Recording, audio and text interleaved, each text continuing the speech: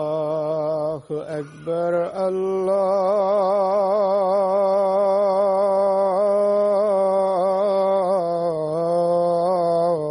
الله أكبر الله أكبر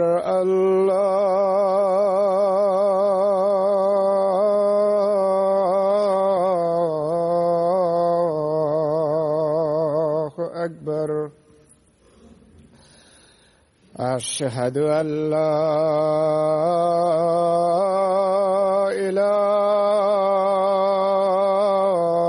إله إلا الله أشهد أن لا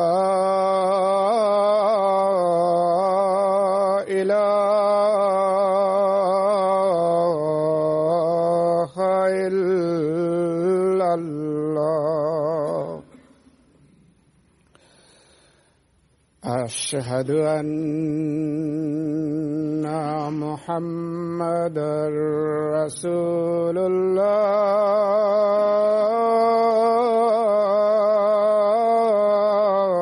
الله أشهد أن محمدًا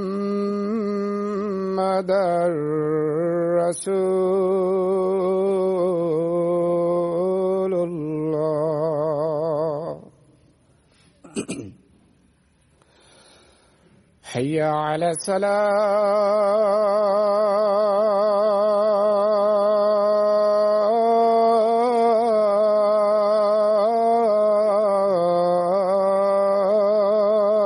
الصلاة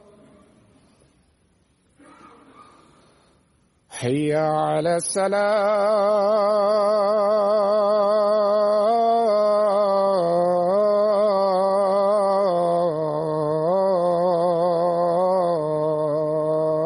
الصلاة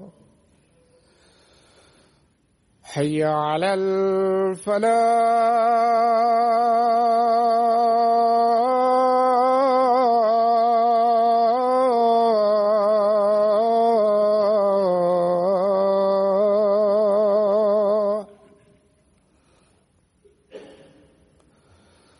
حي على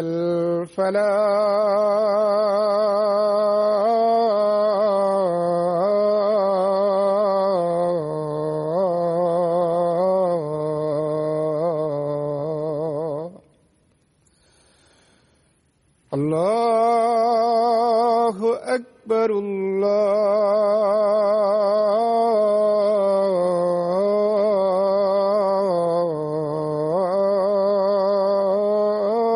الله أكبر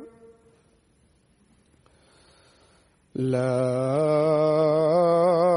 إله إلا الله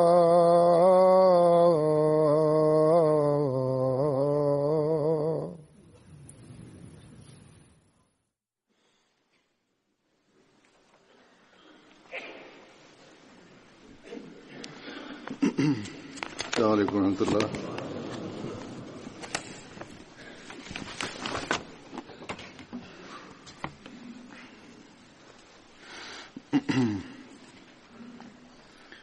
أشهد أن لا إله إلا الله وحده لا شريك له وأشهد أن محمدًا عبده ورسوله أما بعد فأعوذ بالله من الشيطان الرجيم بسم الله الرحمن الرحيم الحمد لله رب العالمين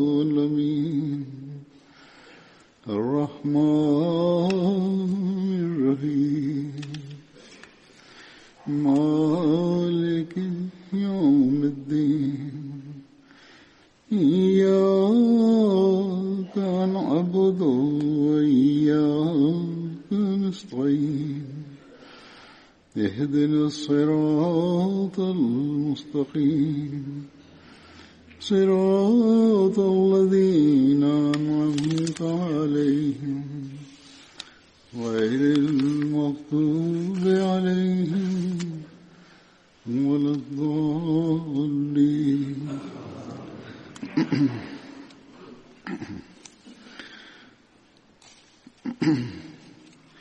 आज जिन साहबा का जिक्र करूंगा. Bismillahirrahmanirrahim. Halifa mtukufu ayyadahullahu ta'ala bin Nasr Aziz anasema leo nitaeleza tena kuhusu maswahaba mbalimbali, na kwanza ni Sabit bin Khalid Ansari.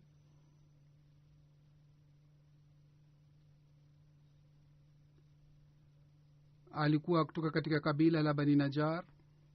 Aliwahi kushiriki vita ya Badr na Uhud. Vile vile aliwahi kushiriki katika vita ya Yamama, na katika vita ile ile aliuawa katika njia ya Allah. Wengine wanasema katika tukio la Bere Mauna aliuawa. Kisha ni Abdullah bin Urfata.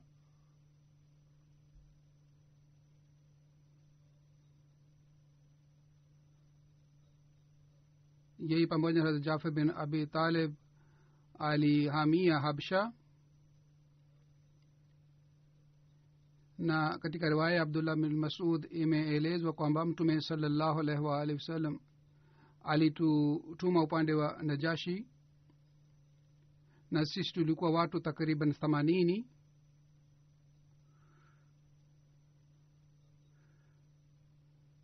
Hazrat Abdullah bin Urfata alishiriki katika vita ya Badri. Kisha ni Utba bin Abdullah.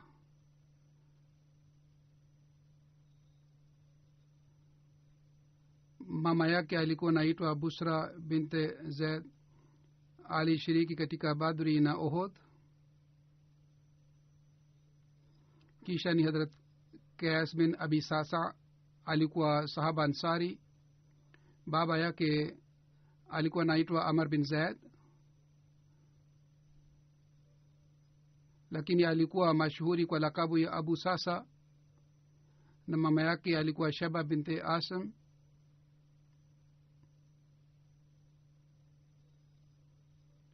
Hazrat Qais pamoja na sahaba 70 alishiriki katika Bait Aqaba. Alishiriki katika vita ya Badri na Uhud.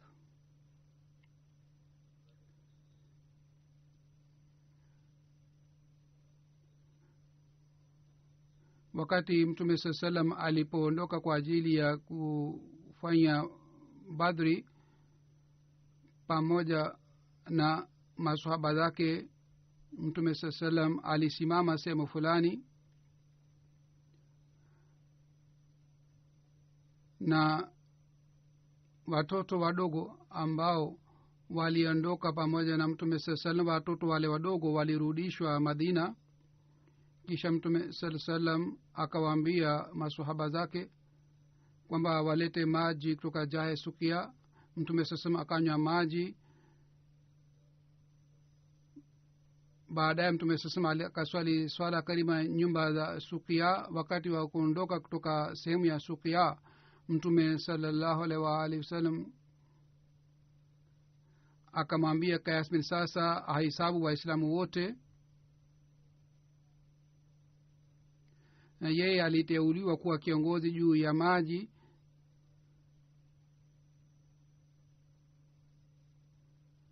Baadaye Mtume sallallahu alaihi wa alihi wasallam akasimama sehemu karibu na Madina. Mtume sasema akamwambia Qais ahesabu Waislamu wote. Qais akahesabu Waislamu wote, na baadaye akamwambia Mtume sasema kwamba hawa wote ambao wapo hapa ni 313. Kwa kusikia hii Mtume sallam akafurahi na akasema, na wenzake Talut pia walikuwa 313.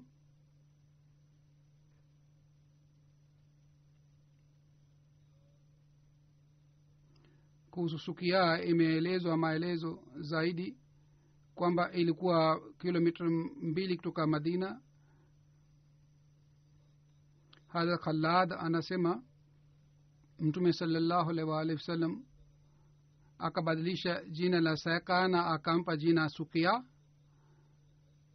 Anasema nilikuwa na hamu kwamba mimi ninunue Sukia, lakini kabla yangu Hadhrat Saad bin Abi Waqas akanunua kwa kutoa ngamia 2,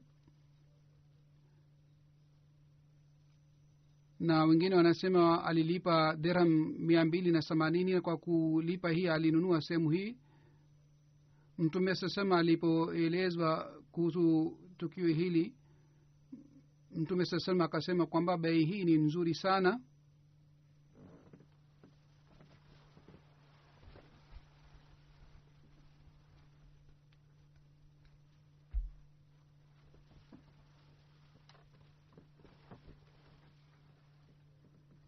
Hivyo ndivyo siku ya Badri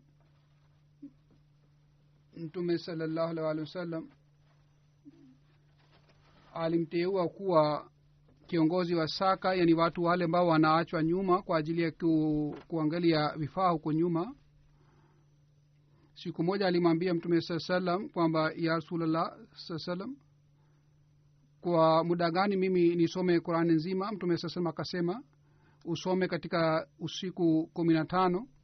Hadrat Qais akasema mimi naona kwamba mimi naweza kusoma haraka zaidi. Mtume sallallahu alaihi wasallam akasema kuanzia Ijumaa moja hadi Ijumaa ijayo umalize Qur'ani nzima. Yeye akasema mimi naona ninao uwezo wa kusoma haraka zaidi kuliko hii wiki moja.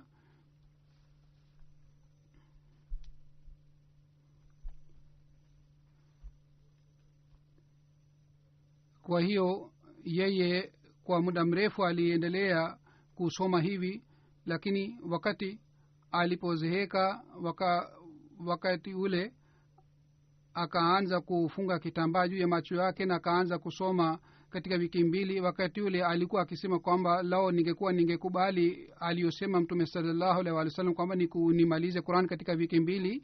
Hadrat Qais Al-Fakin na Haris walikuwa watoto wake. Umama binti Muaz alikuwa mama ya hawa watoto. Hadrat Qais alikuwa na ndugu 3 ambao walipata bahati ya kukaa na Mtume sallallahu alaihi wasallam, lakini hawakushiriki katika vita ya Badri. Hadrat Haris aliuawa katika Yamama. Abu Kilab na Jabir bin Abi Sasa, hawa ndugu zake wawili waliuawa katika vita ya Mauta.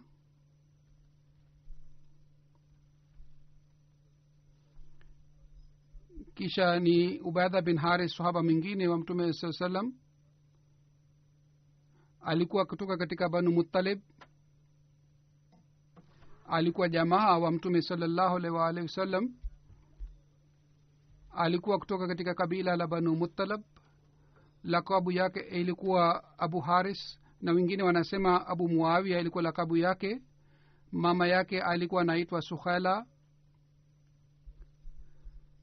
Hadrat Ubaida alikuwa mkubwa katika umri kutoka kwa Mtume sallallahu alaihi wasallam miaka 10. Alikuwa miongoni mwa wale maswahaba waliotangulia kusilimu.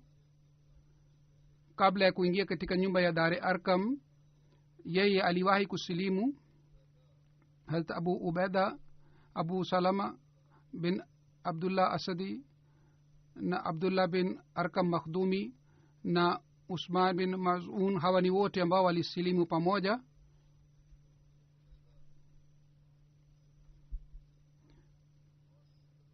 Hadrat Ubaida alikuwa na heshima maalum mbele ya Mtume sallallahu alaihi wasallam.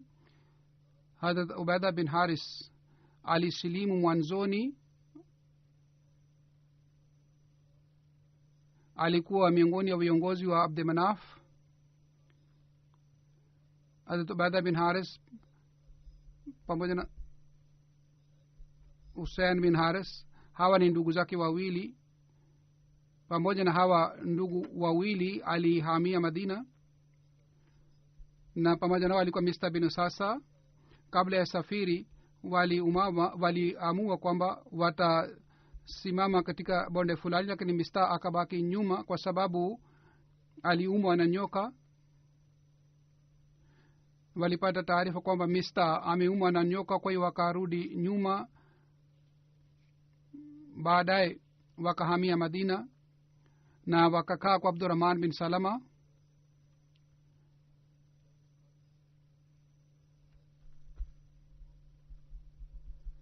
Mtume sasema alifanya ndugu katika Umair bin Humam na Umaida bin Haris. Hawa wote waliuawa katika vita ya Badri. Alikuwa na ndugu wawili, Tufail bin Haris na Hussein bin Haris. Hawa wote pia walishiriki katika vita ya Badri. Mtume sallam alipohamia Madina kwa ajili ya kusalimika katika shari ya makafiri, alifanya mpango maalum ili yeye na Waislamu wasalimike katika shari ya makafiri. Hazrat Mirza Bashir Ahmad Sahab katika Sir Khatam an-Nabiyyin ameandika kwamba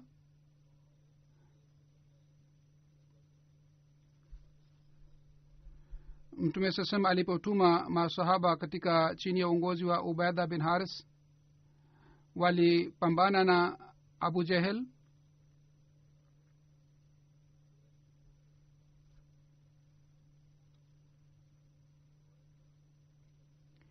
Riwaya inapatikana hivi kwamba katika safari hii wakati Waislamu hawa walipopambana na makafiri Makuresh, Miqdad bin Amr na Utba bin Ghazwan, wao hawa wawili wakakimbia na wakakutana na Waislamu,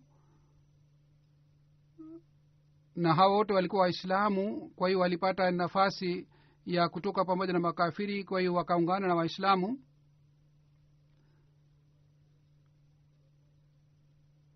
Mtume sallallahu alaihi wasallam aliwatuma maswahaba hawa ili wale watu ambao wamesilimu wasalimike katika shari ya makafiri. Mtume sallallahu alaihi wasallam alituma Ubaida bin Haris pamoja na maswahaba 60 au 70, na Mtume sallallahu alaihi wasallam alimpatia bendera rangi ya nyeupe, na Mistah alichukua bendera hii. Na lengo la safari hii, yani hawa masahaba waliotumwa na Mtume sallallahu alaihi wasallam, lengo lake lilikuwa hili kwamba makafiri wazuiliwe njiani. Abu Sufyan alikuwa kiongozi wa Makuresh, na wengine wanasema Ikra bin Abu Jahal, na wengine wanasema Mikriz alikuwa kiongozi wa hawa makafiri. Katika kundi hili makafiri walikuwa 200 na walikuwa wanapeleka bidhaa ya biashara. Masahaba wakakutana na hawa katika bonde la Rabik. Wote Waislamu na makafiri wakaanza kurusha mishale na hawakupigana ana kwa ana. Saad bin Abi Waqas alikuwa mtu ambaye alirusha mshale wa kwanza. Wakati ule Hazrat Miqdad bin Aswad na Uyayna bin Ghazwan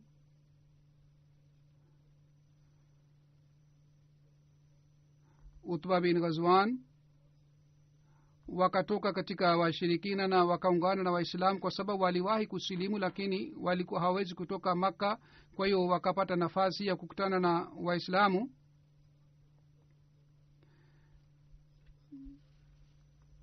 Baada ya kurusha mishale, wote wawili wakarudi nyuma, na Waislamu wakakaa kule, na makafiri wakadhani kwamba Waislamu ni wengi sana na wanapata msaada. Kwa sababu hii wakapata hofu na wakakimbia, na Waislamu hawakuwafuata.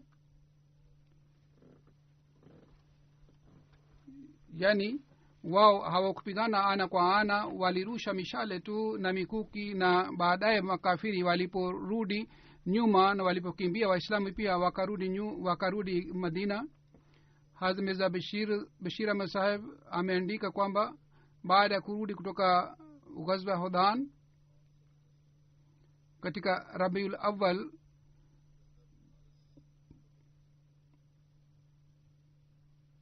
chini ya uongozi wa Ubaida bin Haris alituma maswahaba 60.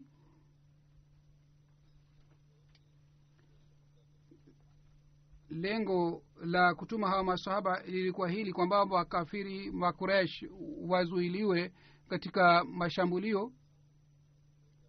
Ubaida bin Haris pamoja na maswahaba zake walifika Sariyatul Mara, wanakuta kwamba makureshi 200 pamoja na silaha chini ya uongozi wa Ikrama bin Abu Jahel wamekaa kule. Kwa hiyo wote wakapambana na wakaanza kurusha mikuki na mishale. Makafiri na makuresh wao wakapata hofu na wakakimbia, kwa sababu walikuwa wanafikiria kwamba waislamu ni wengi sana. Kwa hiyo wao waliporudi nyuma, waislamu pia hawakuwafuata. Katika makuresh hawa Miqdad bin Amr na Utba bin Uzwan wakakutana wakaungana na waislamu, na wale wawili walitoka kutoka Maka ili wapate nafasi ya kutoka katika dhuluma ya makafiri. Wao walikuwa wameshasilimu, lakini kwa sababu ya udhaifu wao walikuwa hawawezi kutoka katika Maka.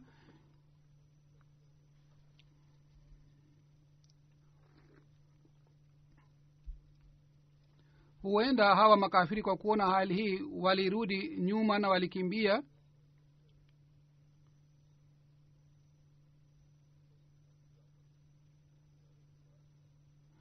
Hawa makureshi makafiri walitoka kwa ajili ya kupigana na waislamu. Walikuwa hawana nia ya kufanya biashara, kwa sababu walishika silaha ya kila aina. Wao walikuwa na njama maalum na mpango maalum, na walikuwa hawana nia safi. Walikuwa hawakuja kwa nia halisi, bali walikuja kushambulia waislamu. Lakini waislamu waliporusha mishale na mikuki, wakati ule wao wakakimbia. Hii ilikuwa fadhila za Mwenyezi Mungu, kwamba wao kwa kuona waislamu kwamba wao wako pia tayari, hawakupata ujasiri kupigana na waislamu ana kwa ana. Na faida yake ilipatikana hivi kwamba watu wawili walitoka katika dhuluma ya makureish na hawa makafiri, na waliungana na waislamu.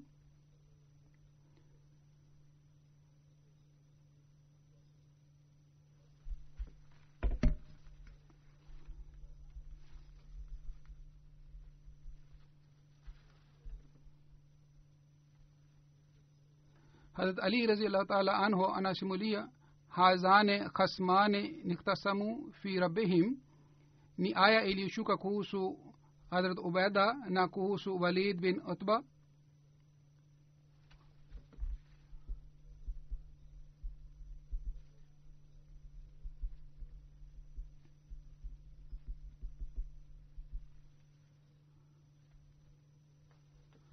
Maana ya aya hii ni hivi kwamba hawa wawili ni wale ambao walijadili kuhusu Mwenyezi Mungu. Aya nzima ni hivi: hazane khasmane ikhtasamu fi rabbihim fallazina kafaru kutiyat lahum siyabu min nar yusabbu min fawqi ru'usihim ru'usimul hamim. Yani hawa wawili ni wale ambao walijadili kuhusu Mwenyezi Mungu. Basi wale watu ambao waliokadhibisha, kwa ajili yao kuna moto, mawazi ya moto na maji moto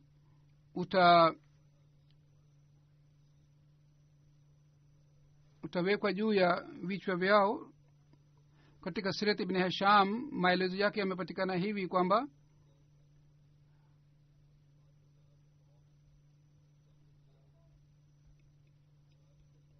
Utba bin Rabia pamoja na ndugu zake wakatoka na wakasema, ni nani ambaye atapigana nasi? na mansar wakatoka. Utba akauliza, nyinyi ni kina nani? Wakasema, sisi ni ansar. Wakasema, sisi hatutaki kupigana nanyi, sisi tunataka kupigana na jamaa zetu. Wakati ule akasema, ewe Hamza, Ali, Ubaida bin Haris, wewe usimame na upigane na hawa makafiri. Hazrat Ali anasema, kwa kusikia sauti hii ya mtume sallallahu alaihi wasallam, Hazrat Hamza akamwendea Utba na mimi nikamwendea Sheba, na Utba na Walid wakaanza kupigana. Kwa hiyo wao wakapata majeraha, kisha wakamwendea Walid na akauawa. Wakati walipopigana, Utba alipigana na Haris na alipata majeraha, na baada ya tukio hili katika sehemu ya Safra yeye akafariki na yeye alizikwa pale. Sawa na riwaya nyingine, Hazrat Ubaida alipata majeraha na damu ilikuwa inatoka. Yeye akaletwa karibu na mtume sallallahu alaihi wasallam, akauliza, je, mtume sasa mimi si shahid? Yani yeye alipata majeraha, alikuwa bado hajafariki, na akamuuliza mtume sasa, je, mimi si shahid? Mtume sasa akasema, ndio, wewe ni shahid. Na sawa na riwaya nyingine ni hii kwamba wakati Hazrat Ubaida bin Haris alipoletwa karibu na mtume sallallahu alaihi wasallam, mtume sallallahu alaihi wasallam akaweka kichwa chake juu ya mapaja yake,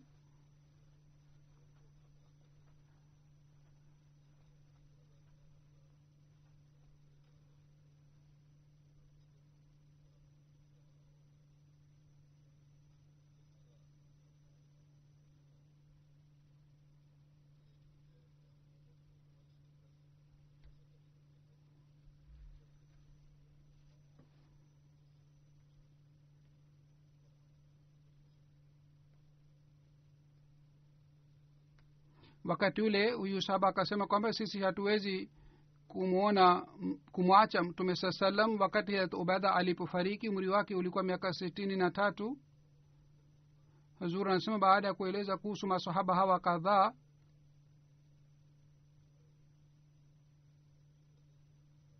nataka kueleza kuhusu mbashiri moja wa Indonesia ambaye alikuwa mbashiri kwa muda mrefu sana. Hivi karibuni amefariki. Jina lake ni Suyuti Aziz Ahmad. Tarehe 19 ya November amefariki. Inna lillahi wa inna ilaihi rajiun.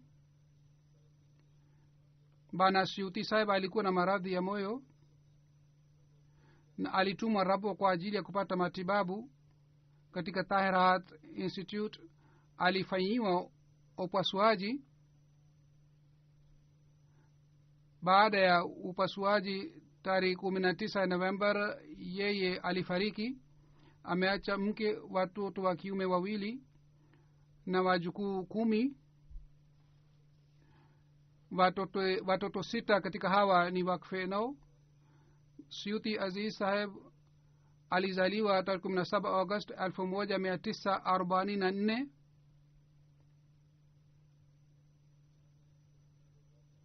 Yeye 1966 hadi 1971 alisoma katika Jamia Ahmadiyya Rabwa, na 1972 alitumwa Indonesia kwa kuwa mbashiri, na yeye alipata degree ya shahid. Katika 2000 alipata nafasi ya kuhiji. 1972 mpaka 78 katika Sumatra, Jambi aliwahi kuitumikia Jamaat. 79 hadi 81 aliwahi kuwasomesha walimu. 81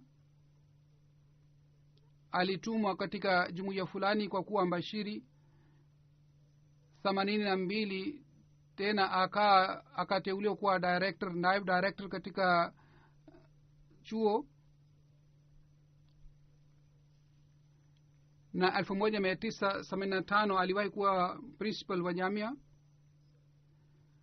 na mpaka 2016 miaka 20 aliwahi kuwa rais tabligh na vile vile aliwahi kuwa principal wa jamia ahmadiyya 1973 alimuoa afifa saheb alikuwa binti wa Bashiri na alikuwa na watoto wanne kutoka katika mke wake Haris Abdul Bari Saadat Ahmad Atiyatul Alim ni watoto wake. Afifa saheb alifariki 2009. baadaye Shuti saheb alimoa Arina saheba na yeye kutoka mke huu hana mtoto kutoka katika mke huyu hana mtoto. Yeye aliwahi kutoa interview katika MTA na alieleza kuhusu familia yake kwamba mimi nilijiunga na jumuiya na sababu yake ilikuwa hii kwamba babu yangu alisihi kwamba katika zama za mwisho Imam Mahdi atakuja. Wakati atakapokuja lazima mumpokee kwa ajili ya kutimiza wasia hii. Familia yetu ilihama mara mbili. 1959 familia yetu ilihama na 1963 Maulana Zali saheb alikuja Lampur. Tulikutana naye, yeye akatuambia kwamba Imam Mahdi ameshafika. Anasema mimi nikamuuliza kuna dalili gani kwamba Imam Mahdi ameshakuja. Yeye akanipatia kitabu kimoja Al-Masih Akhiru Zamana, akasema tusome kitabu hiki. Mimi niliposoma kitabu kile nikawa na yakini kwamba bila shaka Imam Mahdi aliyetabiriwa ameshafika. Na huyu Imam Mahdi ni Hazrat Mirza Ghulam Ahmad Qadian. Anasema tarehe 13 Februari 1963 nikajiunga na jumuiya pamoja na watu 40 familia yangu. Sisi sote tukajiunga na jumuiya. Anasema zaidi 1963 Wakil Tashir saheb alikuja katika nchi yetu, na wakati ule mimi kwa kuona vipindi vya jumuiya na kwa kukutana na walimu mimi nikapata imani zaidi na imani yangu ilimarika zaidi.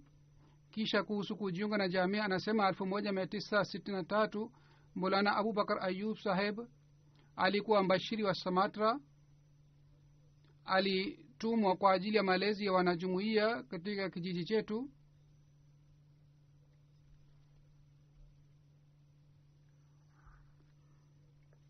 Yeye akatuma ripoti yake na akasema watu wa Bugis wamejiunga na jumuiya na hakuna mbashiri kutoka katika watu hawa. Wabashiri kutoka Java na Sumatra. Na akasema kule mimi nimekutana na vijana watatu ambao wako tayari kwenda kule Rabwa kwa ajili ya kusoma. Akasema katika vijana hawa watatu mmoja alikuwa mimi. Anasema kwa hiyo sisi sote watatu tuliambiwa tutengeneze passport yetu. Wakati ule hatukuweza kutengeneza passport, lakini 1966 pamoja na Rais Tabligh tulienda katika embassy ubalozi wa Pakistan, na katika dakika 13 tukapata visa. Tukafika Karachi. Siku moja tukakaa Karachi na kesho yake kwa njia ya train tukafika Rabwa. Mimi niliposhuka katika station nikafika Jamia Ahmadiyya kwa kwenda kwa miguu. Nikakutana na wanafunzi wa Jamia Ahmadiyya, wao wakanikaribisha, na kule nilikuta mazingira mpya kabisa na ilikuwa ngumu sana kwangu mwanzoni kukaa kule, lakini baadaye mimi nilizoea. Kwa mimi nikapata admission katika jamia. Katika walimu Master Ata Muhammad alikuwa sahaba wa Sayyidina Alayhi Salam, pia alikuwepo kule jamia. Anasema nilipokuwa katika jamia nilipata bahati ya kukutana na masahaba wengi wa Sayyidina Alayhi Salatu Wassalam. Nilikuwa nikizungumza na masahaba wa Sayyidina Alayhi Salatu Wassalam na nilikuwa nikiwapatia masaji. anasema alikutana na halifa watatu, na anasema wakati halifa watatu alipochaguliwa kuwa halifa, wakati yule mimi nilikutana naye mara kwanza. halifa watatu akasema huyu amekuja kutoka Indonesia, na akasema nyinyi nyote ambao mmekuja kutoka nchi mbalimbali mmekuja kwa njia mbali sana hapa kwa ajili ya kusoma.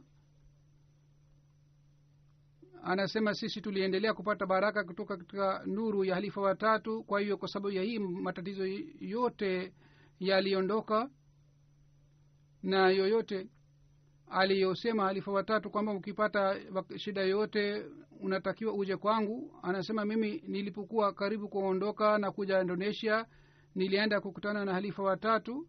halifa watatu akaniuliza unataka nini? Akasema mimi nataka vitabu kadhaa. Nilienda ofisini lakini sikupata vitabu hivi, kwa hiyo mimi nataka vitabu kadhaa. halifa watatu akaandika maandiko kwa kalamu yake kwamba patieni vitabu Suyuti Sahib. kwa hiyo mimi nikapata vitabu vyote vya Sayyidina alayhi salatu wasalam. Na kabla ya kuondoka halifa mtukufu watatu akasema katika sikio langu kwamba usifanye kinyume cha utii wa halifa wako, hii ndiyo ni nasaha yangu. Anasema 1993 Amir Sahib Indonesia Bana Sharif Sahib alinituma katika Philippines,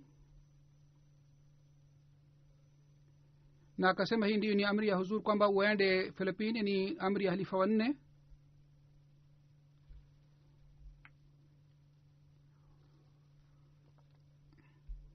Akasema mimi nikamwambia mimi ni dhaifu na wala sijui lugha ya kule.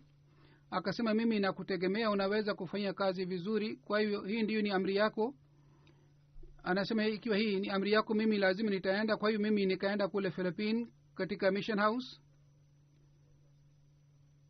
Nililazimika kwenda kupita katika Manila, na nilipokula chakula njiani nikapata maradhi ya kuhara. katika hali hii mimi nikafanya dua, Mola wangu, ikiwa mimi nakufa hapa hakuna Muislamu yote ambaye anaweza kuongoza jeneza yangu. Usiku nikaona katika ndoto kwamba nasi moja amekuja na akaweka mkono wake juu ya kichwa chake, na mimi nikahisi kwamba homa imeondoka. Anasema asubuhi nilipoamka nilikuta mimi sina athari yote ya maradhi. kwa mimi nikaelekea safarini, na katika baada ya kufika kule katika miezi mitatu watu 130 wakajiunga na jumuiya kwa mahubiri yangu. Amir Sahib Indonesia mimi nilikuwa namjua Bana Suyuti Sahib. alikuwa na sifa nzuri sana, alikuwa mfano mzuri wa unyenyekevu, alikuwa mfano mzuri wa subira, alikuwa mtu wa kufanya maombi na kusali tahajjud, na alikuwa akimtegemea Allah. alikuwa amejenga mahusiano mazuri na uhalifa na nidhamu ya jumuiya. alikuwa akitanguliza kazi ya jumuiya juu ya kazi ya binafsi. alikuwa mtumishi mzuri sana. alipopewa jukumu lolote wakati wote yeye alitekeleza jukumu lile vizuri na kama ipasavyo. kama alikuwa mbashiri au principal au mwalimu, katika hali zote alikuwa mfano mzuri kwa ajili ya wabashiri. Bana Masum ambaye ni naye principal wa Jamia Ahmadiyya, yeye anaandika Bana Suyuti Sahib alikuwa akiwasomesha watoto wa daraja Rabia, Khamsar na Shahid, na alikuwa akiwasomesha Qur'an tukufu. na pamoja na hii alifasiri Qur'an kitabu kimoja kitwacho Irfani Ilahi. wakati alipodhoofika sana, alikuwa hawezi kutembea, wanafunzi walikuwa wakisoma kutoka kwake katika ofisi yake.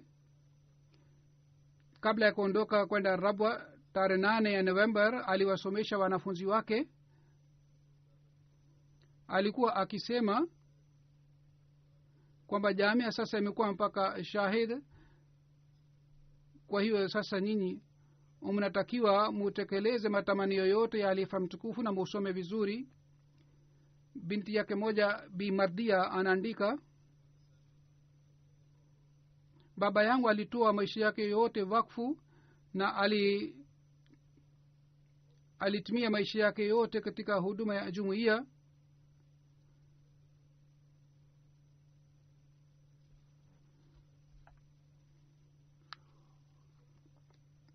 Yeye alisema kwamba maisha yote wakfu zindagi ni kwa ajili ya jamaat. Kisha anasema upande wa malezi ilikuwa desturi yake kwamba alikuwa hafanyi nasaha mara kwa mara, bali kwa kupitia vitendo vyake alikuwa akitusihi. Anasema mama yangu alipokuwa anaumwa alikuwa anamhudumia, hata huko nyumbani pia alikuwa akifanyia kazi zote, na alikuwa akitayarisha daku na futari, na alikuwa hamwambii mtu yeyote kwamba atayarishe daku au futari. Mtoto wake Bwana Saadat anasema baba yetu alikuwa akitupatia malezi vizuri, na alikuwa akitusihi kuhusu sala, na alikuwa akitusihi kwamba tusali swala msikitini kwa jamaa. Ikiwa mimi nilikuwa sieni msikitini, alikuwa akinitafuta na yeye alikuwa akinichukua pamoja naye ili niswali swala msikitini. Alikuwa akitusihi kwamba msiache swala hata mara moja. Alikuwa akisema kwamba pamoja na swala musali sunna na vile vile musome Qur'ani tukufu. Binti yake aitwaye Bi Atiatul Alim anasema baba yangu alikuwa akisema kweli na alikuwa hasemi uongo. Hata katika wakati wa kuwatania watu wengine alikuwa hasemi uongo. Alikuwa akiswali tahajjud na swala alikuwa akiswali kwa jamaa, na hatukumuona alikuwa na swali swala huko nyumbani. Mke wake wa pili anasema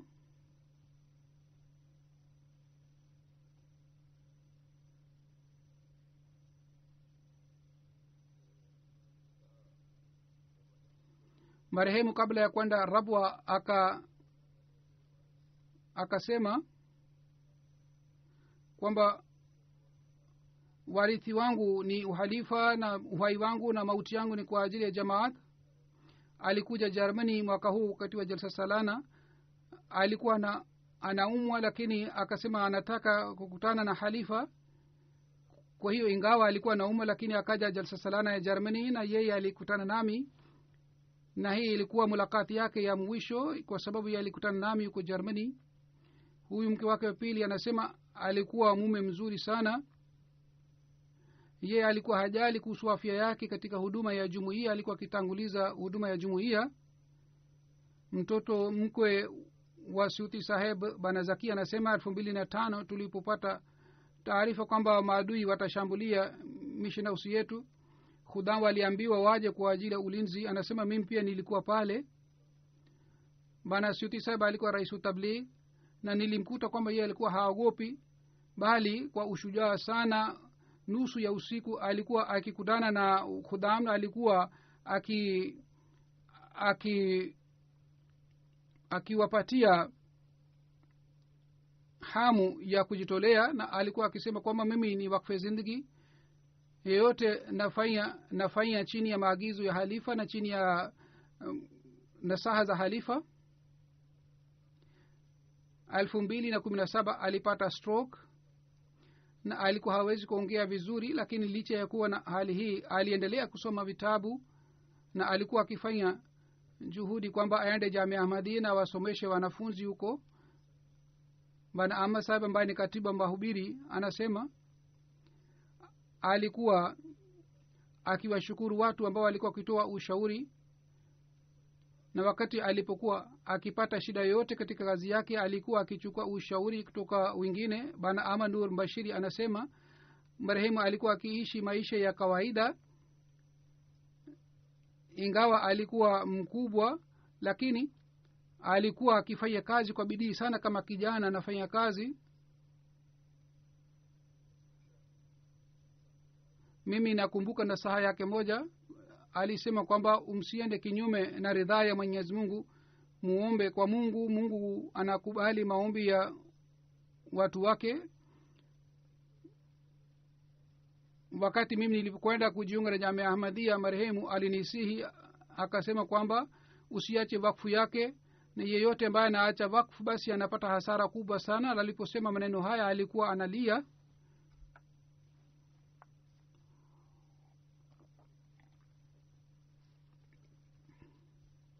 mtu mmoja anasema Shuti Sahib alikuja Kendari akasema ikiwa mbashiri anapata shida yoyote katika shughuli zake basi katika shida hii anatakiwa aende apige hatua mbele, Mungu atamsaidia.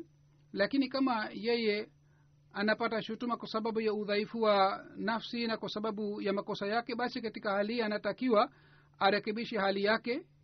Yani ikiwa mtu anapata vizuizi katika kazi ya jumuiya, anatakiwa apige hatua mbele na afanye juhudi. Bana Khalid Ahmad Sahib anasema kwamba wakati alipokuwa anasoma Jamia Ahmadiyya alikuwa mfano mzuri sana kwa ajili yetu. Alikuwa akiswali swala kwa jamaa bila kukosa, na kabla ya swala alikuwa akifika misikitini, na ingawa alikuwa anaumwa lakini alikuwa akija msikitini mapema. Bana Hashim Sahib ambaye ni Bashiri anasema mimi nilipata bahati ya kusoma kutoka kwa Bana Suyuti Aziz Sahib, na tulikuwa tukimuuliza maswali, na yeye alikuwa akipenda sana wanafunzi walipokuwa wakiuliza maswali. Siku moja mimi nikamuuliza kwamba kuna hoja gani ya ukweli wa Jumuiya Ahmadiyya. Yeye akatuuliza kwamba kuna dalili gani ya ukweli wa jumuiya. Sisi tukamwambia aya mbalimbali, hoja mbalimbali. Yeye kwa kusikiliza majibu yetu akasema mimi mwenyewe ni dalili kubwa ya ukweli wa jumuiya. Kisha akasema kwamba nyinyi mujifanye hivi kwamba kila mmoja wetu awe dalili ya ukweli wa Jamaat Ahmadiyya. Ikiwa wewe mwenyewe utafuata mafundisho yote ya Jumuiya Ahmadiyya, basi wewe utakuwa dalili madhubuti ya ukweli wa Jumuiya Ahmadiyya. Hii ilikuwa njia ya kufanya malezi. Yeye alikuwa akisikiliza hutuba zangu na alikuwa akiwauliza wanafunzi kwamba je, wamechukua notes ya hutuba yangu au la,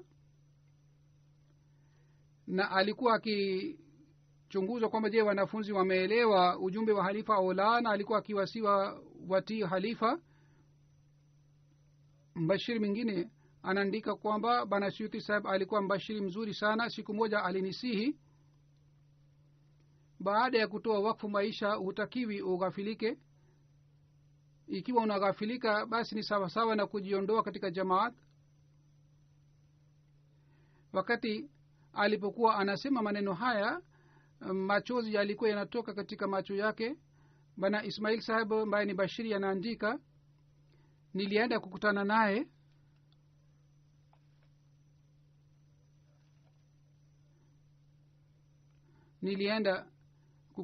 kwa sababu alikuwa rais wa tabligh na mimi nilikuwa Bashiri wa mkoa. Nikamuuliza kwamba kwa nini mimi nimeteuliwa kuwa Bashiri wa mkoa? Mimi ni mtu dhaifu sana, nina makosa mengi, mimi si stahili niteuliwe kuwa Bashiri wa mkoa. Kwa kusikia swali hili, Bana Suyuti Sahib akasema, nani amekwambia wewe ni hodari sana ndio maana umeteuliwa kuwa Bashiri wa mkoa? Wewe umepewa jukumu hili ili uweze kujifunza kazi, uweze kujua majukumu yako ni nini. Kisha akasema sisi ni watu dhaifu, sisi hatuwezi kufanya kitu chochote, lakini kama sisi tunajenga mahusiano mazuri na Mungu, basi katika hali hii tutapata urahisi katika njia zote. Basi uendelee kukumbuka hii, uwe mbashiri au mbashiri wa kawaida au mbashiri wa mkoa, kwamba unatakiwa uendelee kujenga mahusiano mazuri na Mwenyezi Mungu, ndipo utapata urahisi katika shughuli zako.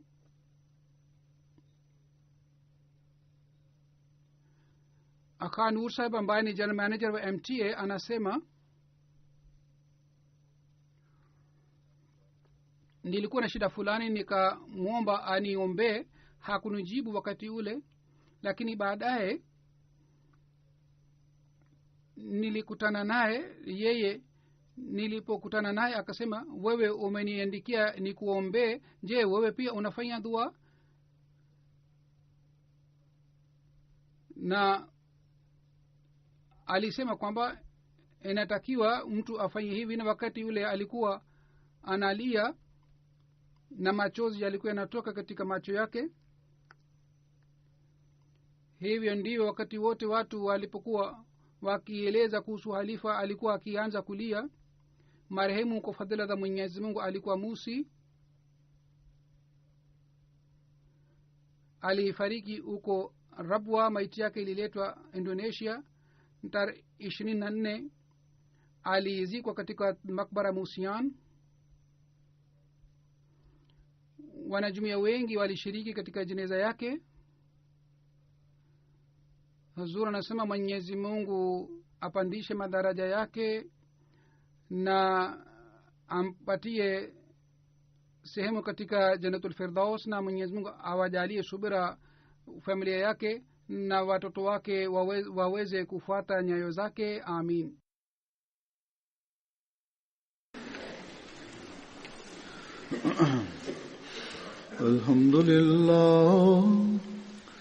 Alhamdulillah nahmaduhu wa nasta'inuhu wa nastaghfiruhu wa nu'minu bihi wa natawakkalu alayhi wa na'udhu billahi min shururi anfusina wa min sayyiati a'malina. من يهده الله فلا مضل له ومن يضلل فلا هادي له ونشهد أن لا إله إلا الله ونشهد أن محمدا عبده ورسوله. عباد الله رحمكم الله إن الله يأمر بالعدل والإحسان وإيتاء ذي القربى وينهى عن الفحشاء والمنكر والبغي يعظكم لعلكم تذكرون. اذكروا الله يذكركم وادعوه يستجب لكم ولذكر الله أكبر.